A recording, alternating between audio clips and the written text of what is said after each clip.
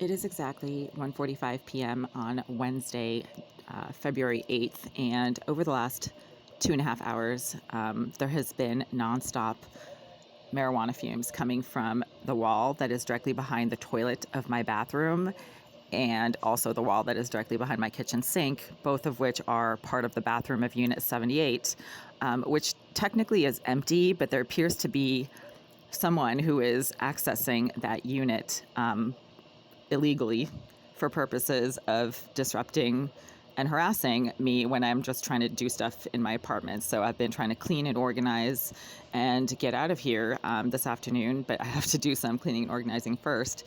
And as soon as I started doing that, within about 10 or 15 minutes, someone in the bathroom of 78 started aggressively smoking marijuana behind this wall right here. So this is a bathroom behind this wall. This is my kitchen area right here. This is the stove.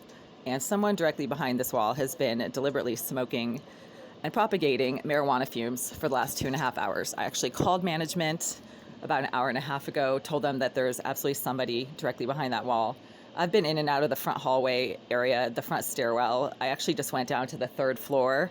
One of my items dropped and I had to go pick it up in the stairwell. There are no odors whatsoever of anything coming from the front stairwell area or in the hallway outside of this door. And the only way that my bathroom can fill up with marijuana fumes is if either it's coming from the hallway, because my bathroom shares one wall with the hallway, or if it's coming from the bathroom of 78, because my bathroom shares two walls with Unit 78. So there's somebody directly behind this wall accessing an empty unit for the deliberate purpose of harassing me by propagating nauseating odors and fumes of marijuana fumes. It also smells like a dumpster on fire, so she kind of alternates. This is a psychopath named Jasmine Irizarry. She is not even remotely normal. This person has some severe behavioral dysregulation and compulsions and psychoses, and one of them is a desperate need to latch onto people, to target them, and then to stalk them.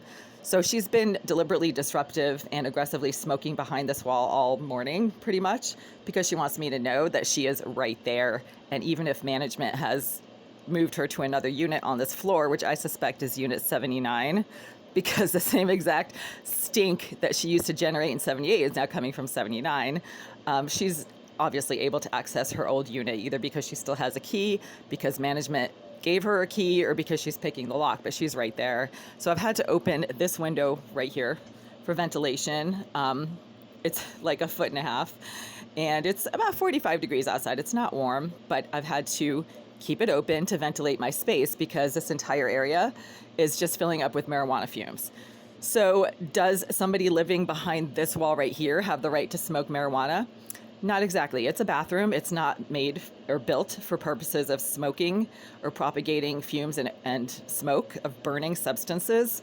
It doesn't have a window. So it's actually considered misuse of the premises if somebody chronically and prolongedly smokes and burns substances in a bathroom that has no window and no proper ventilation. So actually she doesn't, but she doesn't live in that unit anymore. She's illegally accessing an empty unit that is no longer part of her rental agreement, so it's illegal. She's breaking and entering, and then she's deliberately smoking and burning substances in a space that is not built for that, just for the purposes of stalking and harassing somebody who she knows finds her absolutely disgusting and revolting, finds her behavior to be just beyond disgusting, really.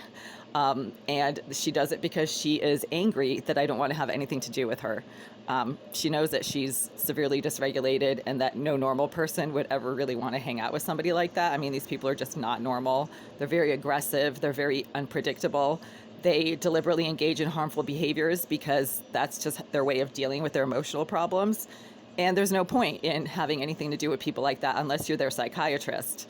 I am not a psychiatrist. I do have a PhD level education in clinical psychology, but I am not a medical doctor who is licensed to treat mental health disorders of the magnitude that the person who's currently smoking marijuana behind this wall exhibits and proves that she has on a regular basis. And I'm talking like an hourly basis, not even a daily basis.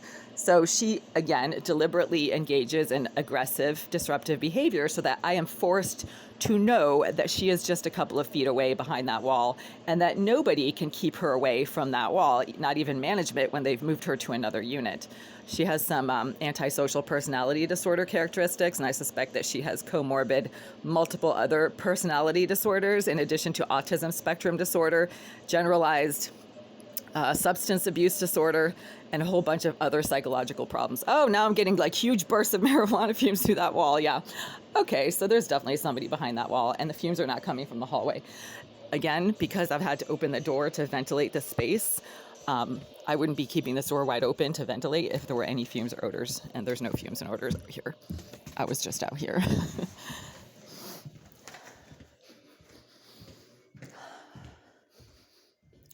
Nope. The air is completely fresh and clean. There's absolutely no smell of anything anywhere in this area or anywhere in this area.